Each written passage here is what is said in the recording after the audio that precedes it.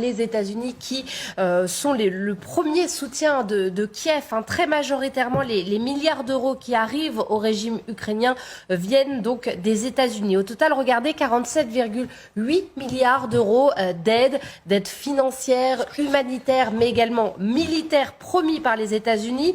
Sur ces 47,8 milliards, il y a 22 milliards d'euros d'aide militaire. Si on fait un comparatif par rapport à l'Union européenne, qu'on additionne, qu'on fait la somme de toutes les aides des 27 pays de l'Union européenne, vous voyez qu'on arrive très loin des États-Unis, 47 milliards contre 30 milliards pour l'Union européenne. On peut tout de même relativiser ce constat si on rapporte l'aide américaine au PIB américain. Là, on est autour de 0,2%. C'est moins que les pays baltes, notamment l'Estonie qui est près de 1%, qui consacre beaucoup plus donc de son PIB. Mais évidemment, la différence qui fait la différence, c'est le volume d'aide.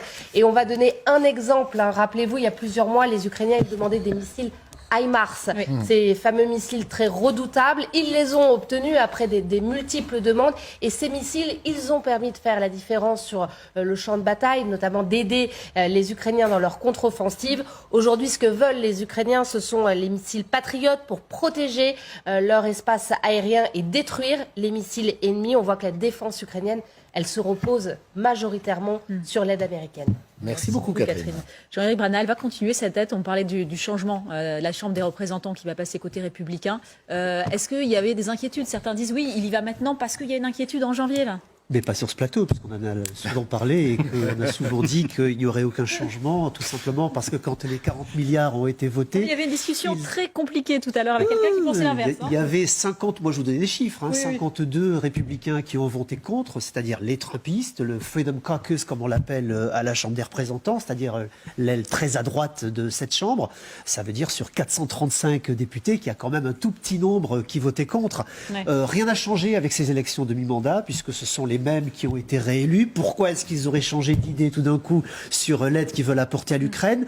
Ce qui a changé en revanche, et ça c'est pas rien, et le voyage de Zelensky peut jouer là-dessus, c'est le soutien de la population américaine qui s'effrite, et qui s'effrite en particulier chez les républicains, puisqu'il vous a pas échappé que Donald Trump était rentré en campagne, qui fait une offensive contre cette aide américaine en expliquant que l'argent doit d'abord aller aux Américains nécessiteux, et non pas à des étrangers où on ne sait même pas où ils habitent et pourquoi est-ce qu'on fait une guerre. C'est à peu près ces mots, ce ne sont pas les miens, bien évidemment.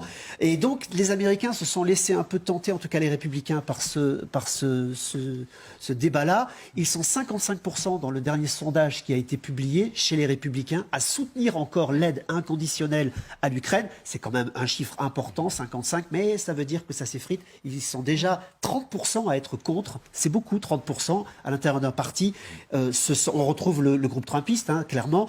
Et c'est vrai que ça peut gagner du terrain. Donc l'arrivée de Zelensky qui va reglorifier l'ensemble de cette aide et les valeurs cardinales aux États-Unis, démocratie et liberté, qui vont être bien sûr très importantes, de façon très importante célébrées pendant cette journée, vont permettre de relancer un petit peu l'opinion sur cette aide. J'avais deux petites questions à vous poser.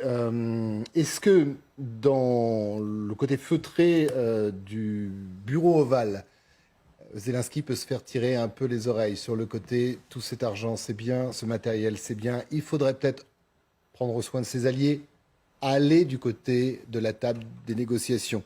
Et côté Congrès, de dire « cet argent c'est bien, ce matériel c'est bien, mais on voudrait voir les factures, il va falloir être comptable ». C'est possible aussi que d'avoir Zelensky sous la main en chair et en os, si j'ose dire, il puisse y avoir une forme de recadrage. Alors le recadrage a déjà eu lieu concernant les Zelensky.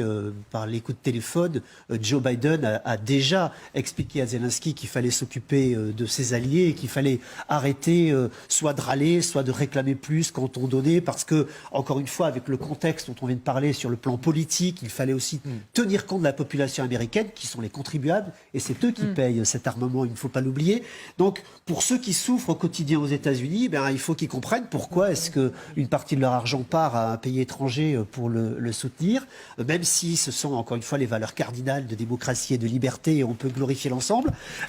Mais du côté du Congrès, non. Du côté du Congrès, ça va être une grande fête, une grande célébration, comme ça l'avait été quand il a déjà été reçu en visio, où le Congrès l'a applaudi debout. Hein, souvenons-nous, c'est quand même pas fréquent que les sénateurs et les députés se lèvent pour applaudir quelqu'un. Ils vont réitérer leur geste ce soir, et ce sera encore plus fort puisqu'il sera en phase 2. Donc là, c'est Miss France. Il a un cadeau en plus pour les représentants, pour les congressmen. Le fameux drapeau dont on parlait hier, Christophe, qui lui a été remis par les combattants opportunément sur le front à Bakhmout. Opportunément, ça en direct. Le drapeau pour remercier de l'effort américain, avec Zelensky qui ajoute « mais ce n'est pas encore assez, il va falloir donner plus ». Justement.